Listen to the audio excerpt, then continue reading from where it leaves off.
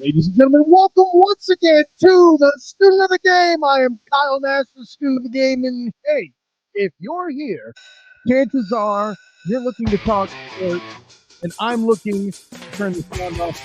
I don't love StreamYard, folks, but if you're here, chances are you're wanting to talk sport. You like to talk sport, and we're glad you're going to do it with us here. And listen, this is a guy who I just was looking around and doing the sports thing and like, hey, I'm done with people talking trash on Jason Whitlock. Can we get actual sports talk? Lo and behold, my dude Drake Toll comes up across Locked On Big 12 and actually did something I don't see as somebody who covers UCF for the black and gold banneret. Bing! But not only capture something with a good positive negative take. There we go. Both, there we go. A little bit of complete analysis, but also talks about the Big 12 in general, and that's why he's here today. I normally reserve UCF talk for the Black and Gold Banneret on the Night Shift podcast. Bing! But hey, listen, there's some big events that have happened in college football of late, and I needed a good voice to do it. But Drake, thanks for coming in, man. Dude, I could not be more excited. My favorite trip that I made this college football season was to Orlando, and it was the Saturday of the Baylor game, which was the wildest game that I saw in college football this year. I know that's going to put off a lot of UCF fans, but look, I think, Kyle, number one, thanks for having me. Number two, I'm excited to go on a podcast of a team that is going in the right direction. Bowl game be damned, they're going in the right direction, and I'll get into that more. I'm just happy to be here. Hey, listen, we would be remiss, though, if we didn't lean off here. I'm gonna do my best Gus Malzahn impersonation right now. He led off the KJ Jefferson press conference by first commenting, first of all, the retirement of John Heisler there. A lot of UCF-centric stuff here on the Student of the Game today. It is what it is. We'll get to the Big 12 stuff in a minute, but then, of course, the other side of the Iron Bowl for a while. Yeah. Yeah. Coach Malzahn had some glowing words about Nick Saban. Your thoughts there with that retirement, just basically out of nowhere. We may have some things that might have led him to do it. More on that later. But first of all, he's out, right? Like I'm pretty sure he's putting the baton down. Don't you think so?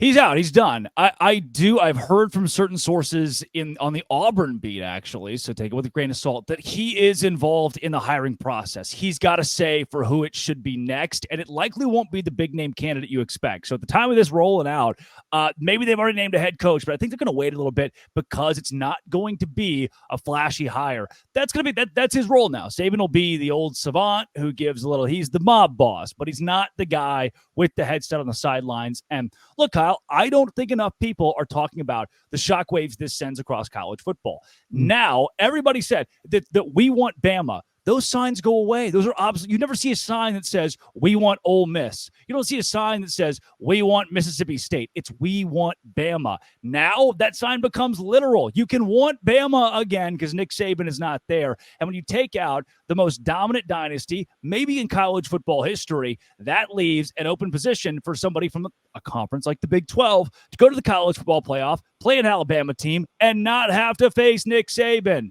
This might not matter today. It might not feel like it affects the Big 12 today, but get into the college football playoff with the expanded 12-team format. When Nick Saban's not there, the door is open for somebody else. Oh, 1,000,000,000% correct. I mean, listen, I'll say this as an aside, too, as a personal note. When he was here for the Citrus Bowl just before the pandemic, it was him and Jim Harbaugh in a press conference, which, oh, my God. Yeah. You could feel the energy in that room, right? Just watching him gently eviscerate a draft member, but like it was in bless your heart fashion here. You are moving from Texas to Georgia, I think, or something like that. You're southern enough to know the tone I'm talking about, and I'll leave it at that. But yeah, everything you said is accurate there. Now, granted, the SEC will still be dominant. And because I'm sure we'll be talking about Disney a lot later, the nerdy analogy I would make is, listen, the Emperor's gone, Darth Vader's out. Unless they can find Admiral Thrawn or Moff Gideon, Alabama's got an interesting problem here. I think you'll see some.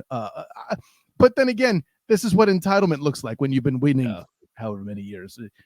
By the way, little known fact that you may know this, Drake, but UCF in 2000 beat Alabama.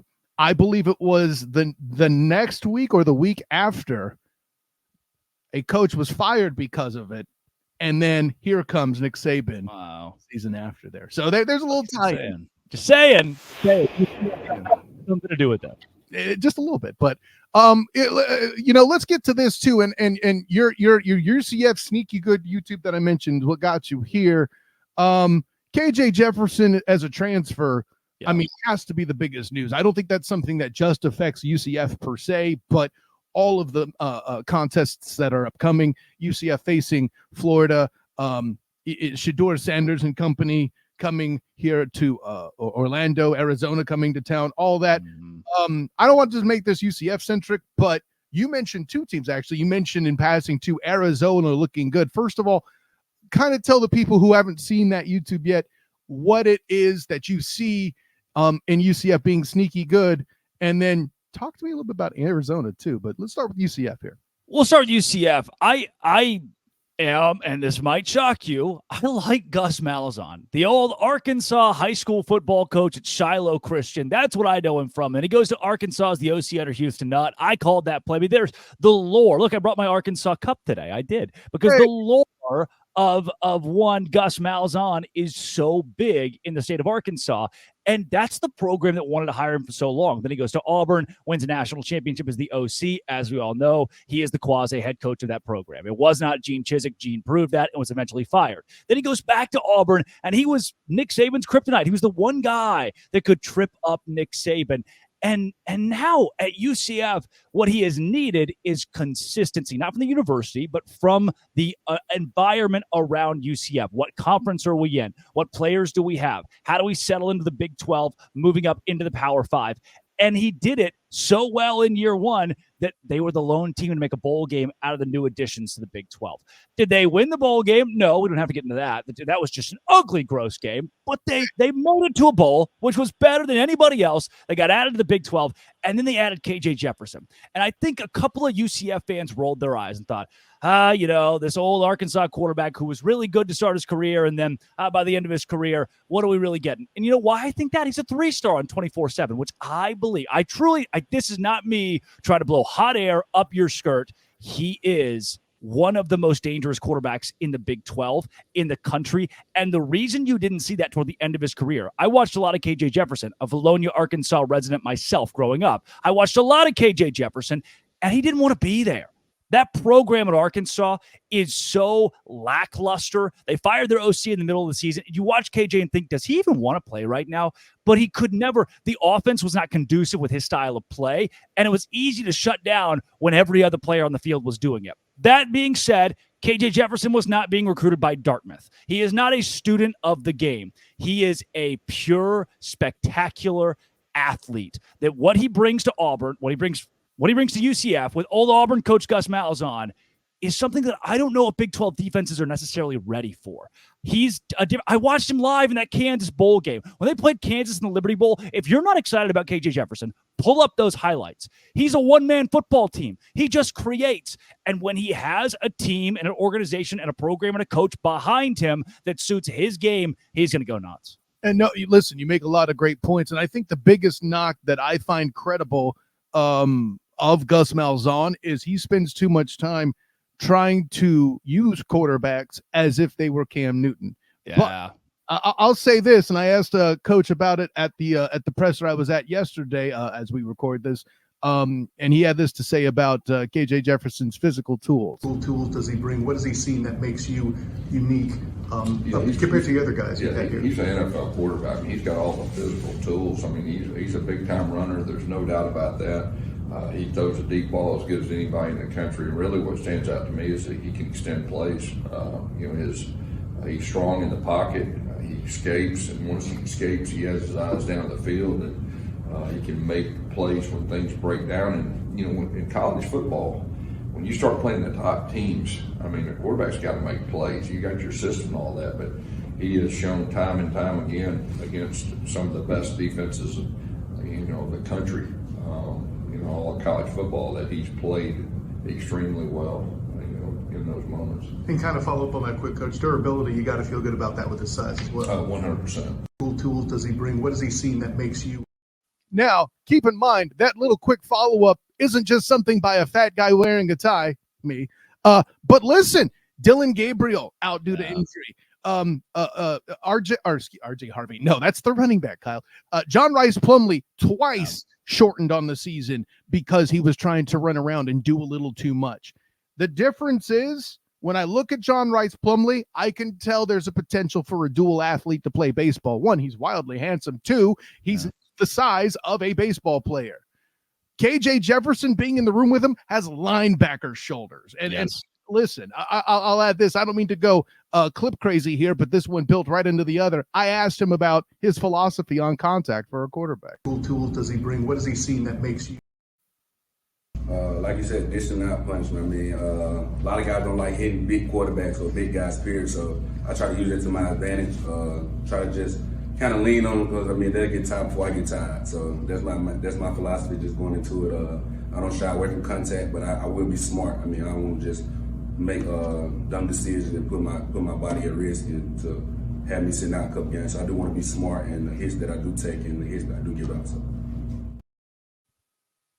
So the desire to, the swagger to tell me he wants to dish out punishment, and then the intelligence to say, I want to control what I'm doing. Now, that's either an overall good view of, hey, this is, I've seen what happened to you guys with John Rice. You ain't got to worry about that. Or at least the awareness, because he was in the room when I asked Coach about durability to, hey, listen, fat man in a tie, it's okay. I'm going to be smart. One of the two shows intelligence and swagger, and I liked it. So I just wanted to add those in. I think that take home your point on KJ Jefferson.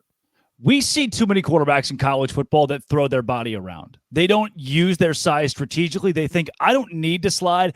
I'll just run into said linebacker and it will somehow work out. It usually doesn't, or they're penalty hunting. For KJ Jefferson, 6'3", 250 pounds. That is a dump truck. That when that comes at you at linebacker, you're getting out of the way. He doesn't need to slide. And what's wild too is how crafty he is with his feet. I wouldn't call him fast. I would call him agile and quick. In short spaces, he can make lateral movements and he can get past you. I don't see him breaking off a run for 95 yards. But what I do see is him getting around you for 95 yards. KJ Jefferson is, again, I've watched this kid play enough that, yes, he only put up 3 points against Mississippi State, but he brought his team right there on the cusp of beating Alabama. He beat Texas. He was so good. If you could harness that in the beautiful city that is Orlando, make the kid happy. That's what it is. Today in college football, there is gratification needed for players to play at their best. That's just the way it is. You give him that, he's going to be good. Well, and I don't know if you noticed him wearing his Kingdom polo, so the collective has done their part in it. With that in mind, also give the kid a bag. Give it to him. You say it as if it's forthcoming. I think it might be past tense at this point. Yeah. Gave the kid a bag. But the two other things he mentioned too, Darren Hinshaw, the offensive coordinator, made a great difference in a single year with John Rice Plumlee to add touch. I think this will be a great specimen for Hinshaw to do that again. And something that I don't have here in the clips, and forgive me, I'll show my credentials for my Aaron Evans original painting there of me as an offensive lineman. You would think I would have included this quote, but he also threw props at the offensive line there at UCF. But you mean they're just a team that went from the G5 to the Power 5. How could they have an offensive line make good? Well, hey, trust me. The problem was the run defense. We mentioned that bowl game. We don't need to build into that right now. But I think all the above makes sense. And just having, he says he wants to shine as a passer, probably has NFL aspirations. You heard Malzahn call him an NFL quarterback, all that. And by the way, while Javon Baker has gone to the NFL draft, I know that was a point you made in your YouTube piece. Xavier Townsend, I think, will be a plenty talented guy to step in and be that number 2 receiver across from Kobe Hudson. So weapons are fine. I think we're good there as well. With that in mind, we got to transition to Arizona because I'll be honest, I am the issue here. Okay. West Coast bias, East Coast bias, whatever you want to call it is a thing. I got 2 kids, and I don't know that I necessarily have the energy every Saturday to watch football. Yeah. And by the way, my wife still recognizes what I look like, so that's part of it too. I mean, I got to make sure that that's a thing. But I've not seen much Arizona football is the punchline. If you could be the Wildcat in the room to let me know why it is everybody thinks they're going to be so good. Is this real, or is this another Atlanta Falcons are going to win the NFC South myth? This is real. And I'll be honest with you, Kyle. I was not paying a lot of attention to Arizona until about week 11 because I thought, yeah, we were told all season the Pac-12 is better than we expected, but now toward the end of the year when teams like Oregon State and Washington State weren't getting the big wins, it was like, or UCLA or USC, a lot of the talent, Colorado was dropping off the table. But Arizona was the team that instead of regressing like most of the conference, they just got better toward the end of the year. And it starts with quarterback Noah Fafita. He was fantastic and a talent to watch. I can't compare him to a Johnny Manziel. And I won't compare him to a quarterback of that caliber, but watching him play, he creates at that level. He creates that you think, how did he do that? How did he do that? And to me, the Big 12 was built on that style of quarterback. When you think the old classic Big 12 teams of 10 years ago that are scoring 70 points per game, that is what most people still think the Big 12 is. Obviously, as UCF fans have seen, it is not. You'll run into an Iowa State or somebody who plays a whole lot of defense. Utah now as well, right? Utah who plays a whole lot of defense, and that's why I think Arizona's good. Because they play a whole lot of defense. Number 20 offense in the country, and they held opponents to just 21 points per game. When I think Pac-12, I don't think great defense. I think Colorado or USC or even a Washington who was allowing 30 points. Yeah. But Arizona was the exception, and that's why they won games, because they could stop teams. 21 points per game is nuts while putting up 35 points over 450 yards themselves. That, with Jed Fish, that momentum, that's what we call good, Kyle. And I like Arizona. I don't know if they're my favorite to win the whole league, but they're a top 3 team. I mean, listen, there's good and then there's complete, Drake, and you're giving me the tidings of a complete team. And listen, if that's the case, I'll have a lot of fun watching them when they head over to the Bounce House to play UCF. I'll have a seat for that too, covering that game as well. So I'll give a lot of credit. If you're a Pac-12 team that also plays defense, this is how you might get lost in the shuffle. Yeah. No disrespect to the Washingtons of the world and Michael Penix and all of that. Of course, we're not throwing any disrespect. Although I find it interesting to see the tweets out there from my media brethren going, "Oh, Washington's struggling in the national championship. Woof." No. The Huskies woof is a good thing. Yeah. Anyways, now that I've dad joked you here, we're talking you being with Locked On Big 12 and doing that great work that you do. Of course, you're going to talk some basketball because it's the premier conference in the sport. However, the premier conference in the sport has a number of premier brands in it, Kansas among them. Yeah. What happened was, I'll put it this way. I think Nick Porcelli of the Black and Gold Banneret, who took over some of the men's basketball duties, was actually covering that game, first home opener for UCF, asked Bill Self, what would you remember from this game? And Bill Self, in full, give credit for class, man, because this response is both funny and real at the same time. Well, to be frank, I would prefer not to remember this game. And I get it too. Like, when you're a top brand and you have a disappointing loss like that, the entitlement flows from the fanhood. But what is your take on what happened that night? And I'm not here to say UCF's going to win the conference, but they shocked some people, right? Jalen Sellers is good. Darius Johnson is good. That the UCF Knights are good at basketball. I thought, and Kyle, can I peel back the curtain for those of us who have been covering the Big 12 for a long time or been in the Big 12 conference? You have to realize that when you go preseason rankings or power rankings, the 9th best team in the Big 12 is still a top 3 team in most conferences in college basketball. So even with this win, it's like, oh yeah, well, where do we move UCF to? Maybe number 8 in the Big 12, which is nuts. That's a tournament team. It's tournament lock. And it proved there are 12 tournament caliber squads in this league. The only 2 who are not are West Virginia and Oklahoma State.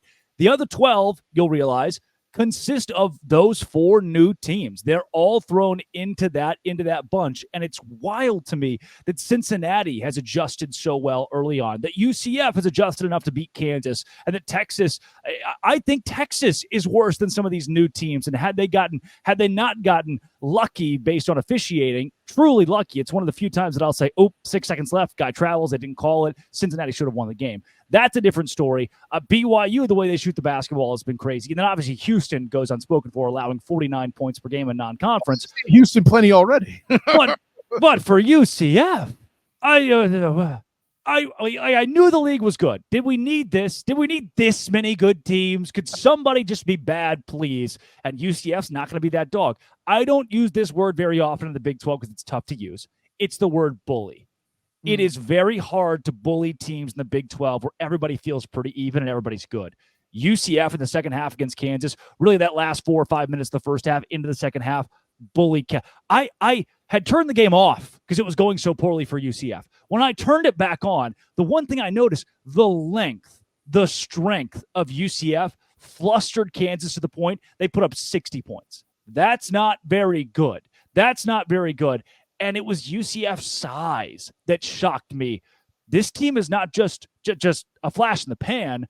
They're actually a good basketball team, and that should scare other Big 12 squads as they go into Orlando. By the way, as a side note, I feel I have to throw out Ibrahima Diallo is a dude that throws a block party on his own and hit a crucial fadeaway jumper over an All-American. Like, he's the game that his confidence had been going up. Well, geez, I don't think you can lift it up anymore beyond that. But Diallo, Michael Durr last year as a transfer. The year before that, Shikembake Zhang. Johnny Dawkins has been able to get recruits to fill in the front court every single year. Yep. And yet again, more proof, by the way, you're not Florida-based, sir. All I keep getting are the boo birds who are in the Fire Dawkins Club. Oh, it's only one game. Like, what are we doing here? Yeah. I say all the above to say this. There's a source that says UCF is lucky to have Johnny Dawkins. That source, post-game, Bill Self. Yeah. At any rate, I think I could walk off with that one. Let's move over to the other topic. The real reason I need your huge Big 12 knowledge, which you flexed rather nicely here on the show so far. Here's the thing. The ACC is falling apart. And as much as the Knowlers out there are all talking about, they should have been in the national championship. If you were in a good conference, a stable conference, this wouldn't have been a problem. And you know who agrees with me? FSU, who tried to get out that humpy bumpy in the preseason in question here leading up to the alleged snubbing of the CFP. Regardless of how you feel about that, I haven't asked you that question yet. We can not be friends after the show. It's fine, but I'm joking. But the truth is FSU saw the writing on the wall, and it just take UCF in a package getting more TV revenue per year than FSU. However, in a world where the ACC is dissolving, my question to you was about to be, where would these ACC teams fall and how much of a target would the Big 12 be? With what I've seen with you and Robbie Triano talking about, your answer to me might be they're not going to be in the Big 12.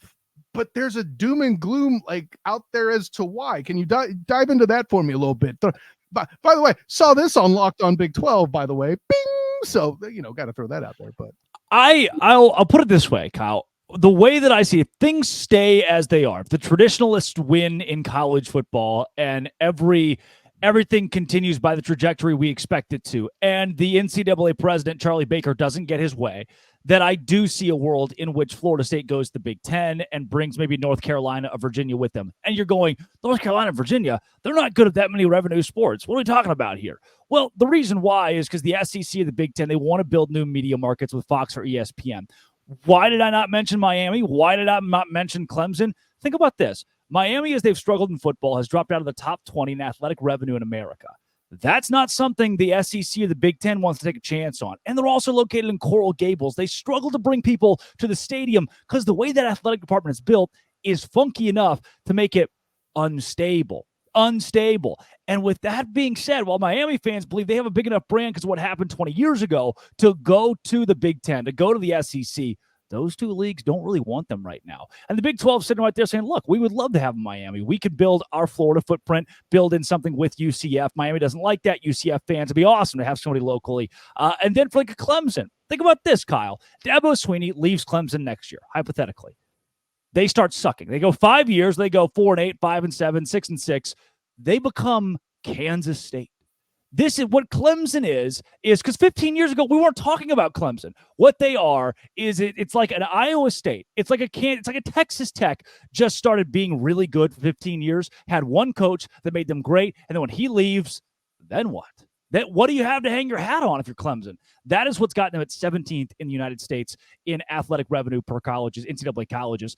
I don't know if that's enough to get them to the Big 10 of the SEC. They could go to the Big 12. However, Charlie Baker, the NCAA president, says that he would rather create an elite subdivision of teams that can afford to pay half of their athletes $30,000 a piece.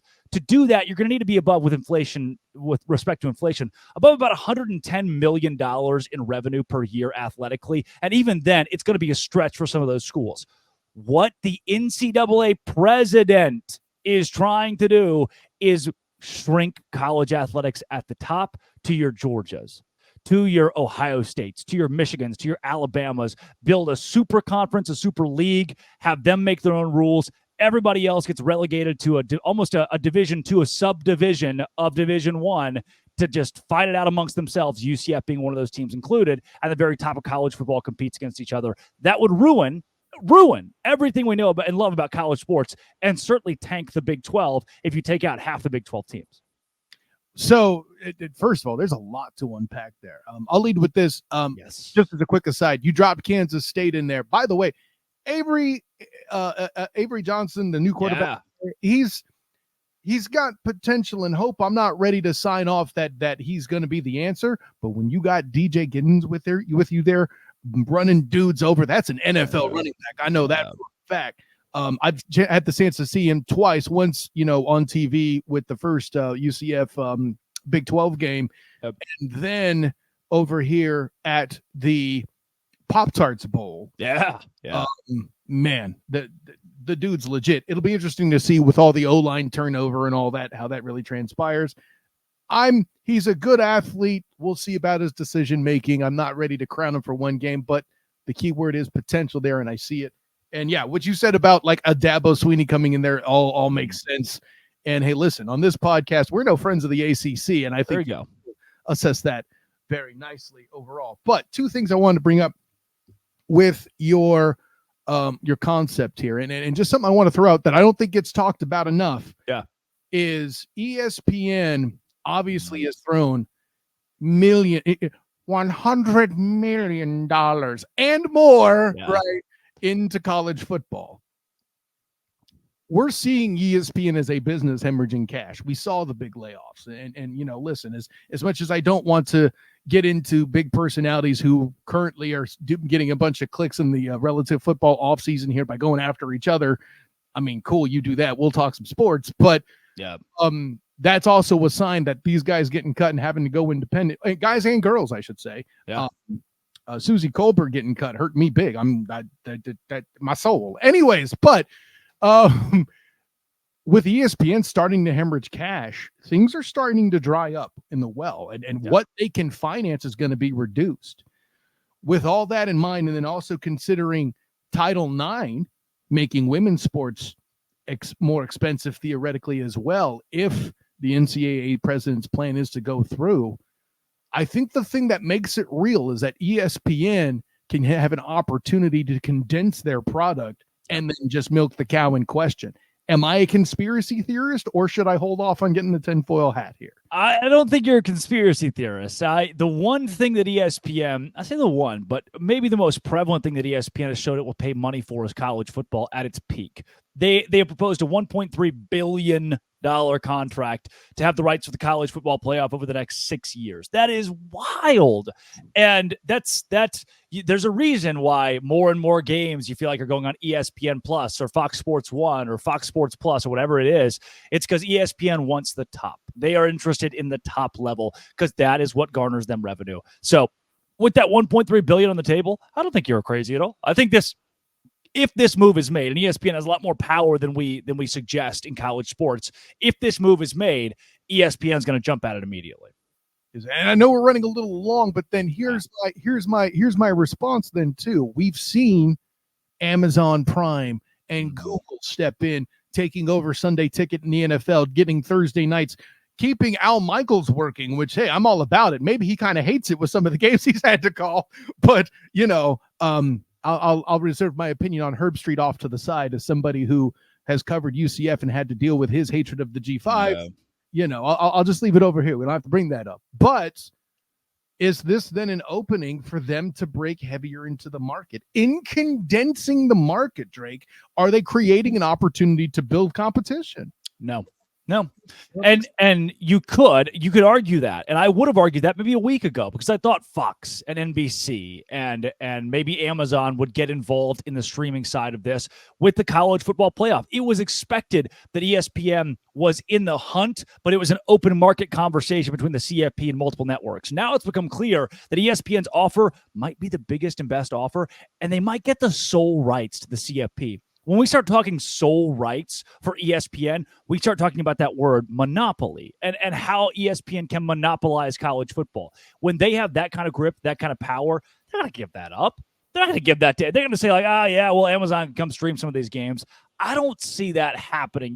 No. That's not my concept. I see. You got a whole concept here. What I'm saying is it's a separate league outright. Like which ironically I mentioned the now known as now to be named UFL as a concept. All right, then I see what you're saying now. Then no, for a different reason, because I don't think Amazon is going to be interested. Let's say that, let's say a UCF, for example, and an Iowa State get left out of the elite sector of college football. I don't think Amazon is going to pony up money to stream that game behind a paywall. I don't think Prime wants to buy the second tier of college football for fear of who's going to watch it. When you see like the top 10 games, the top 10 viewership games in college every week, and assume that those teams are all getting to go play in this elite league, everybody else underneath that might get relegated to an ESPN Plus just for kicks and giggles. I don't know if that is lucrative enough for an Amazon to want to buy in.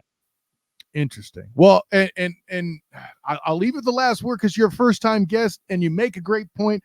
I have some retorts. All right. But we'll save that for another time because you do make a great point. Listen, at day's end, my good friend, I get the fact that you're citing Disney monopoly as a factor.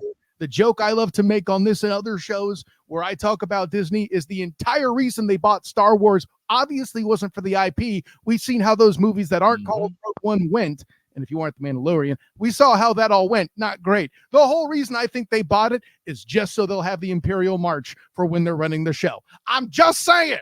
Love it. I love it, dude. It's getting nuts, man. But I don't think you're a conspiracy theorist, or any of us are, for assuming that that's where college football is going. It's going to be a bidding war. It always has been, but now it's getting even bigger because the teams and organizations, universities themselves are involved. And listen, let's give credit to bring it full circle back to Coach Malzahn. When he first came in, when it was just a possibility we might one day play in the Power Five, I had to word a question because the news hadn't broken yet in the Big 12 in the press conference. And I had to be like, in the event that you're possibly offered a Power Five membership from a conference, what would the benefits be? And he had listed the benefits and some stuff that I had thought of and not thought of. But he also said, college football's changing, man. Yep. Landscape's going to be completely different. He called it 3 years ago. Now, granted, I also asked him a year later, hey, did you expect this? He goes, I don't think anyone expected this. Like, that's a whole other question. But Drake, great time having you on here on the Student of the Game. Tell the people where you could be found. At Drake C. Toll on Twitter, and that's it. That's it. You go find it there. You go find Locked On Big 12 because you go there, then you'll see Locked On Big 12, and that's on YouTube and wherever you get your podcast. It's everywhere. It's everywhere. You go find it, you watch it, you comment. I'll be there. I'll see you there. Hey, man. Honor, joy, and privilege to have you aboard. Great time all the way around. Of course, I'm Kyle Nash, the Student of the Game. You can find me on Twitter at the SOTG. Find me on Threads and Instagram as the same, the SOTG. Check me out on Facebook as the Student of the Games. My writings covering the Jacksonville Jaguars with Jag Report. And of course, my work with covering UCF. A lot of what we did here today with the black and gold banneret. And then also my work covering the Orlando Magic with the three-point conversion. Check out their YouTube channel for some of the post-game action I do there, as well as A7 BN Sports. Until next time, everyone, an honor, joy, and privilege to have you aboard. Drake Toll, thank you again for jumping in, my guy. But until next time, class dismissed.